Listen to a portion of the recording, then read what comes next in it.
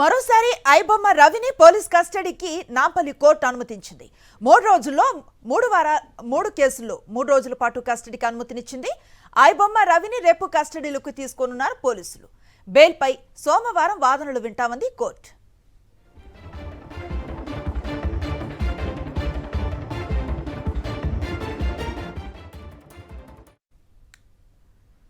మూడు కేసుల్లో 3 రోజుల్లో వివరణ ఇవ్వాలంటూ కోర్టు ఆదేశించింది. మరోసారి ఐబొమ్మ రవిని పోలీస్ కస్టడీకి నాంపల్లి కోర్టు అనుమతించిన పరిస్థితి.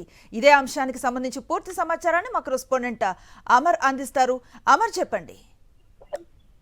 ఐబొమ్మ రవి కేసులో నాంపల్లి కోర్టు కొద్దిసేపటి క్రితమే తీర్పు ప్రకటించింది. 3 రోజుల్లో 3 కేసులు కస్టడీకి సంబంధించి కోర్టు ఇప్పటికే దానికి సంబంధించి సదరపైన పోలీసులు అనుమతి కోరారు. దీంతో 3 రోజుల్లో 3 కేసుల్లో కూడా కస్టడీకి అనుమతించింది. అయితే ఒక్క కేసుకు సంబంధించి ఒక రోజు కస్టడీ అనుమతి ఇవ్వడంతో శనివారం ఒక కేసు, ఇటు సోమవారం, మంగళవారం 3 కేసులు 3 రోజులకు సంబంధించి విచారణ సైబర్ క్రైమ్ పోలీసులు చేయనున్నారు. రేపు ఉదయం చెంచల్గూడ జైల్లో ఉన్నటువంటి ఐబొమ్మ రవిని కస్టడీకి తీసుకుంటారు. మొత్తం 4 కేసులు పీటీ వారెంట్లు పెండింగ్ లో ఉన్నాయి కాబట్టి 4 కేసులకు సంబంధించి పీటీ వారెంట్ అనుమతి ఇవ్వడం, 3 కేసులకు మాత్రమే కస్టడీకి అనుమతించింది. ఎందుకంటే మిగతా కేసులన్నీ కూడా మొత్తం 5 కేసులు ఆయన పైన ఉన్నాయి కాబట్టి 5 కేసులన్నీ కూడా సిమిలర్ గా ఉన్నాయి కాబట్టి వివిధ కోణాల్లో విచారించేందుకు సైబర్ క్రైమ్ పోలీసులు దీనికి సంబంధించి కస్టడీ దాఖలు చేయడం, మొత్తం 3 రోజులు 3 కేసులకు మాత్రమే అనుమతించింది. బెయిల్ సంబంధించి సోమవారం వాదనలు వింటామని కూడా నాంపల్లి కోర్టు తెలిపింది. అయితే పోలీసుల వాదనలు